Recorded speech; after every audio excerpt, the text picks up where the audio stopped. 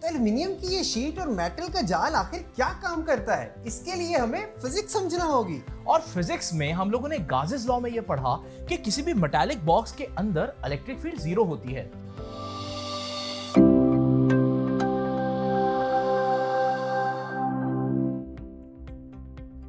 Devices का communication के लिए आपस में किसी मीडियम के जरिए जुड़ा होना जरूरी है। ये मीडियम वायर्ड भी हो सकता है और वायरलेस भी। अगर कम्युनिकेशन वायर्ड हो तो उसको गाइडेड मीडिया कहते हैं। ये सब केबल्स आपको देखने में तो एक जैसी लग रही होंगी, लेकिन इनका इंटरनल स्ट्रक्चर टोटली डिफरेंट है। आइए इनको डिटेल में पढ़ते हैं। ये ट्विस्टेड पेयर केबल है। इनमें टोटल 8 वायर्स होती हैं और हर 2 वायर्स आपस में ट्विस्ट होती हैं, यानी इन 8 वायर्स के 4 पेयर्स बने होते हैं। आखिर इनको ट्विस्ट क्यों करते हैं? हम जानते हैं कि हमारी सराउंडिंग्स में बहुत सी अप्लायंसेस में अल्टरनेटिंग करंट फ्लो करता है, जैसे मोटर, फैन या ट्रांसमिशन लाइंस।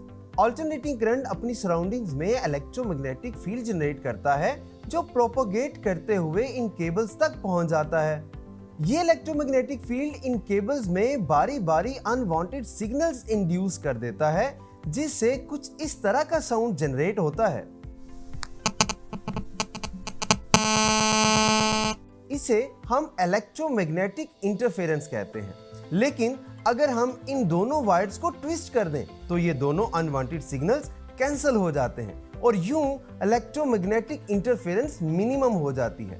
इसीलिए this cable was mainly invented for voice transmission, लेकिन सस्ती होने की वजह से हम इसको वाइडली कंप्यूटर नेटवर्क्स में भी यूज करते हैं। लेकिन ये नन्ही सी केबल्स इलेक्ट्रोमैग्नेटिक फील्ड से कितना बच पाएंगी, इसलिए हमें इससे ज्यादा प्रोटेक्टेड केबल को यूज करना चाहिए। एक्चुअली हमारे पास ऐसी केबल मौजूद है जिसे कोएक्सियल केबल कहते हैं। जैसे बुलेट प्रूफ गाड़ी में बुलेट का एंटर होना मुश्किल है, इसी तरह इस केबल में भी इलेक्ट्रोमैग्नेटिक फील्ड का एंटर होना बहुत मुश्किल है। इसके सेंटर में एक थिक कॉपर वायर तमाम डाटा ट्रांसमिट करती है और इस वायर को प्रोटेक्ट करने के लिए इसके ऊपर एक प्लास्टिक का इंसुलेटर होता है। इसके ऊपर एल्युमिनियम की एक शीट पूरी केबल को कवर किए होती है। लेकिन बात यही खत्म नहीं होती। इस शीट के ऊपर बारीक मेटल वायर से बना एक जाल यानी मैश भी होता है।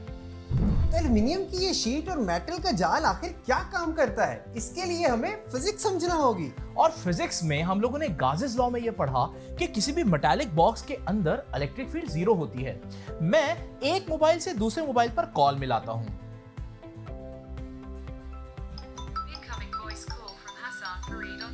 इसका मतलब इस मोबाइल तक इलेक्ट्रोमैग्नेटिक वेव्स पहुंच रही हैं। लेकिन अगर मैं इस मोबाइल को इस एल्युमिनियम शीट में रैप कर दूं तो ये भी तो एक मेटालिक बॉक्स ही बन जाएगा, मतलब इसके अंदर भी इलेक्ट्रिक फील्ड 0 हो जाएगी। अब क्योंकि इसमें इलेक्ट्रिक फील्ड ही नहीं है तो इलेक्ट्रोमैग्नेटिक वेव्स भी नहीं होंगी। और अब जब मैं इस पर कॉल मिलाता हूं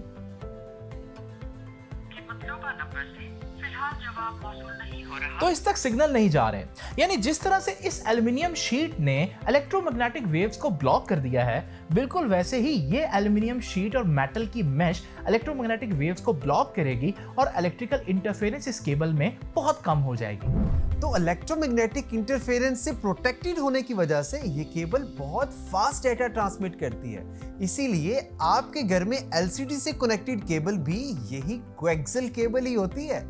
तो आपने देखा इन दोनों केबल्स में डाटा इलेक्ट्रिक करंट की फॉर्म में ट्रांसमिट होता है।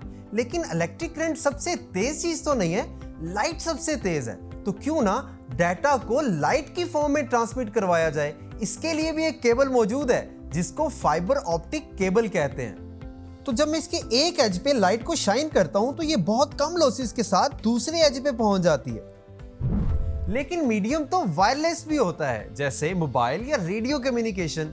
ये हम डिस्कस करेंगे नेक्स्ट लेक्चर में।